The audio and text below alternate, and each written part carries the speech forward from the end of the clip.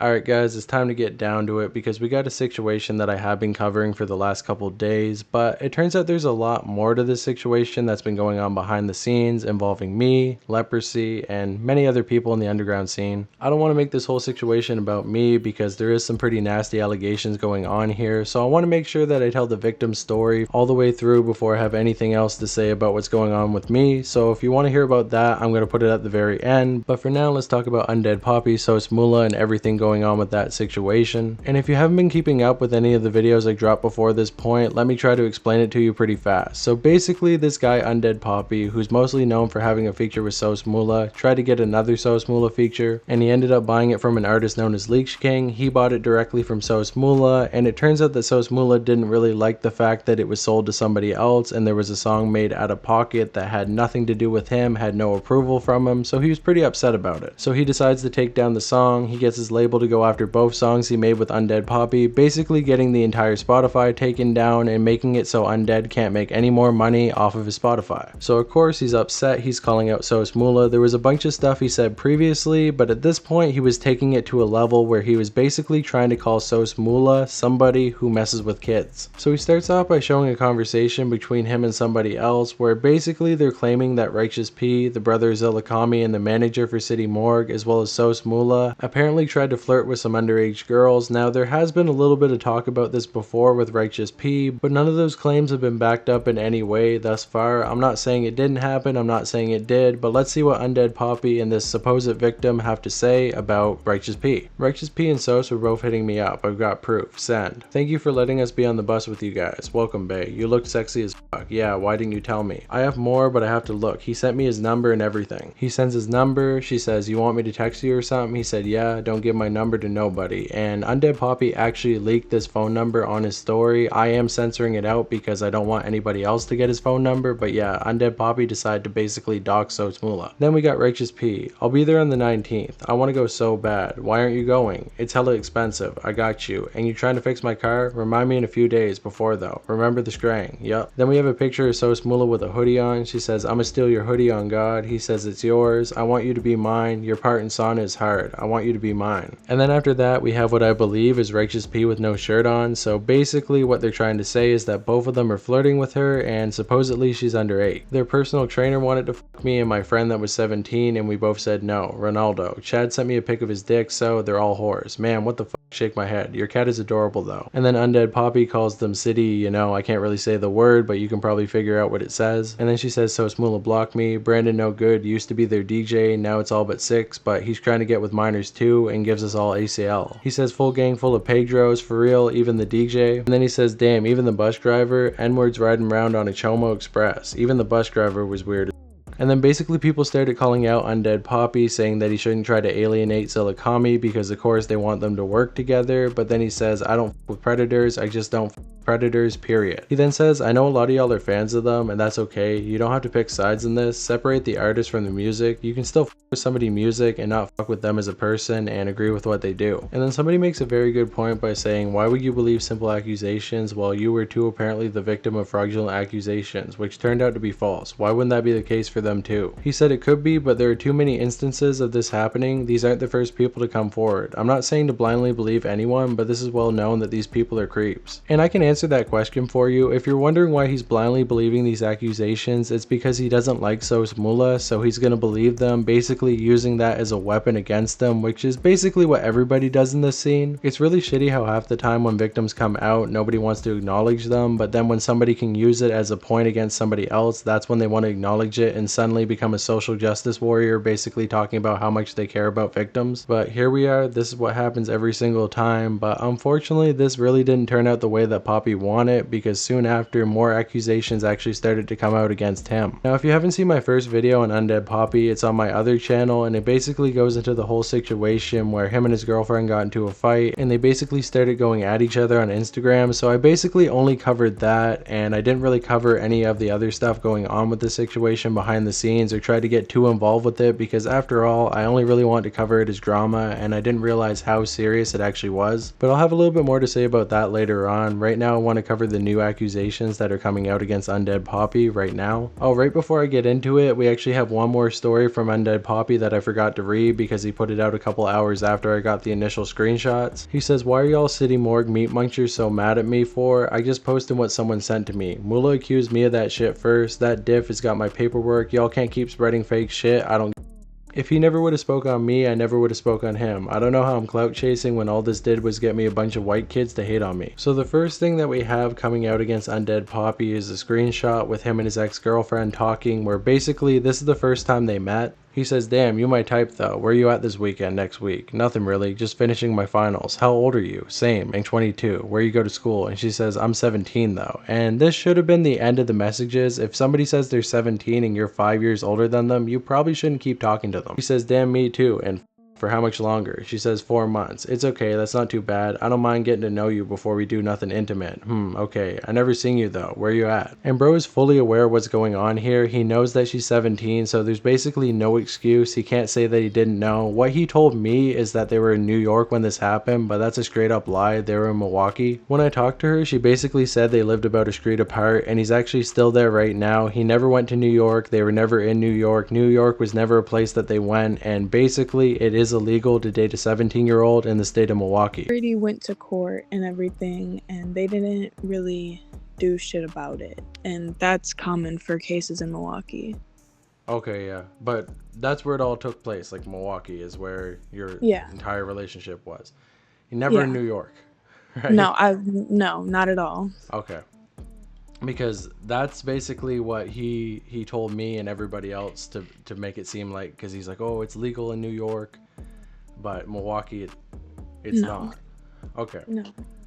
Next up, we actually have his paperwork where she decided to take him to court after everything went down. Now, I know it's kind of out of order, but basically she's going to tell her story a little bit later on because I interviewed her, so she's going to be able to give you the full context. But right now, I want to show you that she did actually try to take him to court. Already went to court and everything, and they didn't really do shit about it, and that's common for cases in Milwaukee. Now, unfortunately, the court didn't really do anything about this situation, and basically Undead has been using this to get away from everything. He said he went to court, he basically wasn't charged with anything, so he's innocent. We then have a screenshot that was posted on the City Morgue Reddit where basically all this information comes from because it all started to spill over onto the Reddit. Somebody actually ended up taking down a bunch of the posts, but as of right now, everything is still up, so if you want to go check that out, you might be able to, but it is definitely possible that it will all get taken back down again by the time this video actually comes out. So as of right now, I don't really know what the context is, but she says this was her when she got to Milwaukee. She was 16 to 17 years old, and he says he's evil, I swear to God. And this is her after she escaped. Oh my God. And he gets women addicted to shit and loves when they get skinny. He recommended me to starve myself, and he also beat me with a shoe. And then we have some messages where basically Undead PAPI is talking to the girl that he was dating after the fact. Apparently she filed a restraining order at this point, but Undead couldn't stop going after her. He said, "You couldn't take your L and learn. You single-handedly destroyed any minuscule amount of credibility you had when you started to fuck with another overaged man. Now watch me make this call and have him go bye-bye to get butt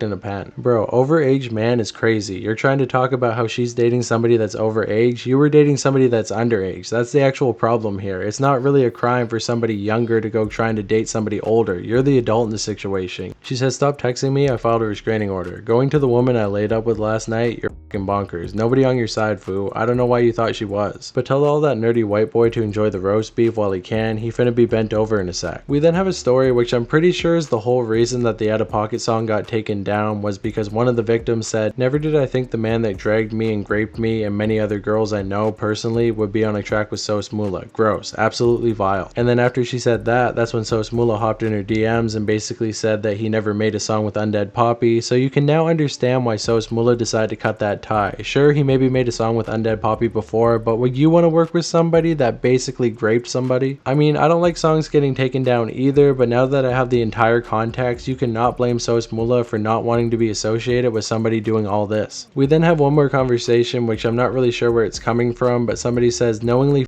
and dating a 17-year-old for months and beating the piss out of her. That's wild, truly. If there's anything you need, let me know, cause her and I are really done with him not getting his karma. This is crazy. You're telling me, just going through his story, he makes fake texts with people. He did it when him and his ex broke up. Makes fake accounts and messages. Really hope y'all can figure something out and settle it. He thinks he's invincible. And that's basically the end of the drama that went on the subreddit. Basically, a lot of people are talking about it. More messages are coming out. But on top of all of that, there's actually a video that surfaced that basically proves that Undead PAPI is everything that people are saying about him. Now, of course, this is still alleged, but if you watch this video, you can very clearly see that he slapped his girlfriend right there. Basically, everybody who's seen this knows that he actually did it. Actual video footage of him beating up his girlfriend. And now I have a full description of basically everything she said that he did against her, so I'm going to read that out right here. She says, he held me down by the wrist and put his body weight on my stomach. While doing so, it said, kill yourself. No one will ever love you. You're worthless. The last time I was there, we slept together, got into an argument. He attempted to punch me in the face a few times, and he got one hit on my eye, which led me to wake up with a black eye the next morning. He then started to strangle me. I went unconscious once. Once I gained consciousness again, he started doing it again. I then begged and cried as much as I could and tried to move his hand. He then said, no, you wanted this. I could end this right here if I wanted to. He also said, why do you have to do this to me? While saying all this, he had a smile on his face, looking me right in my eyes. This all went down on January 23rd, 2024. On January 10th, 2024, he called me with a gun to his head on Snapchat.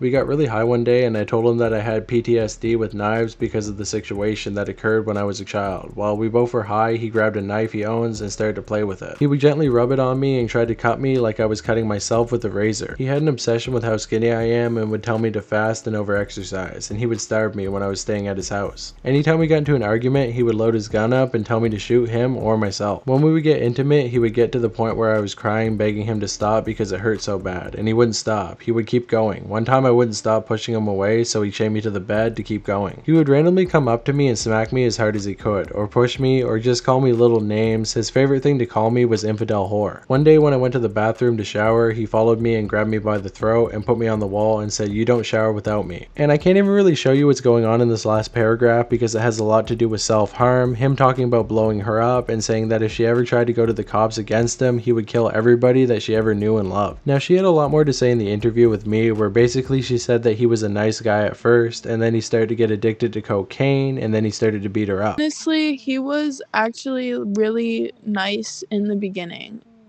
And like he respected me and everything, and then randomly he just had like a switch and became the like worst person you can imagine. Oh, okay. How many months would you say? Was that after you guys were dating?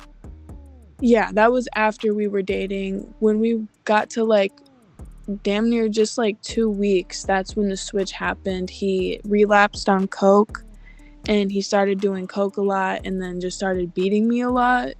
And he ended up going to New York for, I guess, a show or something. And then he texted me and was like, I did heroin because of you, blaming all of this shit on me. And I didn't even do nothing. He went out of state at one point and did heroin and basically blamed it on her. So there's a lot of bad stuff that went on during that relationship that I can't even really get into. I think it's best that you go watch that interview. It's about 20 minutes long. I'll post it on here as well, and it will basically tell you the full story of everything that went down. But now I want to talk about what was going on behind the scenes and basically talk about why I never really went at Undead PAPI as hard as I did Young Rare. First of all, I wasn't aware of all of this and I was trying to stay impartial, but also Undead PAPI started to talk to me basically as soon as I put out my first video. I didn't want to talk to him initially, and for the most part I was going to ignore him because I didn't want to get biased and have an impartial party talking about the situation. But of course Undead PAPI unfortunately knew my buddy Leprosy, and he basically used Leprosy as a middleman to get to me so he could call me over and over and over again. He would put me in group chats with other people. He would try to get artists that he knew and I knew at the same time to talk to me. So basically when I made the first video about the accusations, I put it on Premiere, and basically he was able to see that, immediately went to Leprosy and started calling me over and over and over again. I was at work so I wasn't able to call right away. I basically told him the video would come out and then we could talk after that, but he didn't want to hear it. He wanted to talk to me before the video came out. He was trying to stop the video from coming out, but I wouldn't hear it, and I basically told him that I would interview him the next day after it came out so he could get his side of the story out there. So when the video dropped, dropped, he actually liked it at first. He told me it wasn't that bad and it wasn't what he thought it was going to be, and I told him, okay, let's get on an interview and we can talk about it. But he ended up calling me before the fact to try to downplay everything and say that basically if I did an interview with him, I could only ask certain questions. He then proceeded to downplay everything that went on, and he was basically telling me that this all happened in New York, so it wasn't illegal, and it was really just drama between two people in a relationship, and he never really abused her. He would also get leprosy in on it, so basically both of us were feeling bad for him. And then after that, he was like, well, if you're going to talk to her, then you can't talk to me because she's not allowed to have a platform. So at this point, I was kind of regretting making the video because I didn't want to get this involved. He was basically trying to get me on his side. I wanted to talk to her, but I felt like if I talked to her, it was going to turn into a big back and forth. So I thought it would be better if I basically left it where it was. He ended up sending me a song that was supposed to be his response to her to upload, so I ended up doing that, and everything seemed to be okay at the time. She never really came out about it, she never really had anything to say, so it seemed like it was really just relationship drama and not really a big abusive situation. And at the time I was already talking about Young Rare and everything going on with him, and if we're gonna be for real, the only reason I ever really covered this drama is because I found out that UNDEAD PAPI was still gonna make music with Young Rare after everything went down, because it turns out that UNDEAD PAPI, Young Rare, and Leprosy had this mixtape that was supposed to come out before all the news broke on Young Rare, but immediately after everything came out, Leprosy came to me, was like, you know, what's going on with all of this, and immediately cut off Young Rare. But apparently UNDEAD PAPI didn't feel the same way, and he was actually hoping to work with King and Young Rare, and when King asked UNDEAD PAPI why he was working with Rare, he basically said, well, he didn't creep on me, I don't really care. And he was basically going to pull Leprosy down with him because he wasn't going to cut the verses off that Leprosy laid down. So basically everybody was mad because Leprosy was already working with Young Rare, and now UNDEAD PAPI was going to release a mixtape that had Leprosy on it and make him look a lot worse. And after that drama went down, I thought that maybe there was more to it, so I decided to cover that as well. But of course he was able to convince me it wasn't that bad. He downplayed it, and for the next little bit there was not really any more drama to do with UNDEAD PAPI. But all of a sudden, right around the time that his girlfriend decided to take him to court, he had a big problem with everything I was putting out on the internet because apparently he thought I was going to get him in trouble, even though in the first place he said the video was okay. It got to the point that once again he was harassing me every night. He was getting Leprosy involved, he was calling King, he was calling Bountree, he was calling every single person that I knew to basically get to me. And basically I decided to take the video down because at this point I didn't care anymore. I didn't think it was that big of a situation, and I felt like it wasn't worth dealing with this psychopath almost every day. But basically after I took it down, King would then hit me up and say it wasn't fair for me to cover Young Rare and him and talk about all their allegations, but as soon as UNDEAD PAPI started to press me, I ended up taking the video down. So at this point I got stuck between a rock and a hard place. I ended up talking to King in this interview right here, and then after that I decided, you know what, I'm gonna put the video back up. And I probably wouldn't have done any of that, but after I put out my Leprosy video talking about his entire life story, I ended up mentioning a little bit about UNDEAD PAPI. Now keep in mind, I definitely could have had a lot to say about him because he was working with Young Rare after he got outed, but I didn't really want to say anything too much about him. After all, this was a video about Leprosy. I wanted to keep it on Leprosy, so I kept the Young Rare and UNDEAD PAPI talk to a minimum. I basically didn't want to have anything to say about it. All I said is that UNDEAD PAPI is an artist that's mainly known for his SOSMULA feature, which apparently really offended him. He for some reason thought that was a slight against him, so he decided to start hopping into people's DMs and talking about how I was a bad guy and I was false news and that I was trying to get money off of drama and blah blah blah. He also apparently said that he was going to make up false accusations against me and try to talk to people that I went to high school with to try to get a story to expose me, but I've never done anything with an underage girl. I've never beat anybody, so if anybody comes out with that type of story, well, it's fake. And then once again, he basically wanted the Leprosy video taken down as well because supposedly I was dissing him within the video. So at this point, he basically wanted me to take 2 videos down. I basically told him if he wanted to talk to me, we could do an interview, King could mediate it, and everything would be good. But once again, he started making demands. He needed all my videos taken down talking badly about him, and then he would have a conversation with me. But I basically told him I wasn't taking demands and that if he wanted to do an interview, he could to speak his mind. If not, then well, get fucked. And then I put my video back up and he started tweaking out again. So basically I ended up blocking him. And then after that, once again, he went to somebody I knew and started trying to get a conversation going between the two of us. This went on for a week, and basically everybody was telling me, oh my god, you have to interview UNDEAD PAPI, he needs to be allowed to tell his story. And eventually I said, you know what, if he wants to do an interview, he can hit me up. If he wants me to take stuff down, then basically we have nothing else to say to each other. And then after that, I didn't talk to UNDEAD PAPI for a long time. I had him blocked and everything kind of went back to normal until the SOSMULA situation started to go down, and basically in a sign of good faith to try to make peace between me and in him, I decided to hit him up and tell his story, because after all, I didn't really think it was fair for his song to get taken down, not to mention my song was going to get taken down as well, the Murder remix, so it seemed like we were kind of on common ground, and for once I could be on Team Undead, which was a mistake because after that, basically all this happened, the victim ended up reaching out to me, and now that I understand the full situation, all I can say is that, well, I kind of fucked up. I didn't take it as seriously as I probably should have, I didn't look into it all the way, and I definitely didn't cover it in a satisfactory way. And I'm glad that I was able to finally rectify the situation, but at the same time, I definitely should have looked deeper, so I do apologize to the audience, I do apologize to the victim, and in future situations when I cover something like this, I'm going to try to take it a lot more seriously and cover every single angle. I definitely was newer when I made that video, but now I understand a lot more about it. But at this moment, I'm definitely going to take a step back. I'm not going to try to be friends with artists anymore. I definitely got swept up in the scene and got too overly involved with all this stuff, and it definitely put me in a weird situation where I wasn't able to be unbiased anymore. So at this point, I'm not going to try to work with any more artists. I'm not really going to try to make music or be part of the scene in any way. You can definitely still talk to me and we can definitely still be cordial. I can still have friends, but in a business relationship, I'm not going to try to work with artists anymore, at least for the next little bit. But anyways, I'm not trying to make this all about me. All of that was basically a long-winded way of saying that if Undead PAPI starts hitting me up and trying to tell everybody that he was never allowed to tell his side of the story, I'm not going to give you another chance. You had enough chances to tell your side of the story. If anybody talks to PAPI and messages me about the situation, I'm going to block you. This isn't me running away from the guy, but I'm done dealing with the situation. At this point, feeding any more energy into the guy is only going to take more away from me and what I'm trying to do with my content. I'm going to use my platform the way that I want to use it, and if anybody else has anything to say about it, then that's okay. I understand that sometimes I make mistakes, but I'm very tired of people telling me that I have to give a platform to absolutely every person I talk about. I've been nice to try to get their side of the story out as well and be unbiased, but when I do put a person on an interview, they basically end up screaming over me and guilt tripping me until I end up taking the stuff down that they want down. At this point, I'm sorry. If I talk about a story, I'm going to talk about it. You can message me and we can talk about it more, but I'm not going to be covering anything this serious anymore. It's too complicated. I definitely want to help people out, but I need a break for now. And for any people who think they can hit me up through my friends and basically harass me by harassing them, they're not going to let you talk to me anymore. If I want to talk to you, I'll talk to you. I answer every single DM that people send me on Instagram at this point, so if I'm not talking to you, it's because I don't want to talk to you. And to finally end off this long-winded video, I'm going to say, please don't hit me up anymore when it comes to this story. I'm not covering anything else to do with Undead PAPI. I don't care what clout antics he pulls at this point. I don't care what he does. I really don't give a shit. This guy is not worth the headache. He's not worth being around. If you're around him and he's shit talking me, I do not care. I don't care anymore what anything has to do with the guy. I'm done. Do not mention it. I'm hoping the victim can find peace. I'm hoping she can get away from him because unfortunately she lives very close to where he lives, but she does have a restraining order, so if he tries to do anything to her, basically everybody will know. Undead PAPI, man, go get some fucking help, man. That's all I can say. Like seriously, man to man, go get some fucking help, man. You really fucking need it. Get off the coke, get off the drugs, stop hitting women.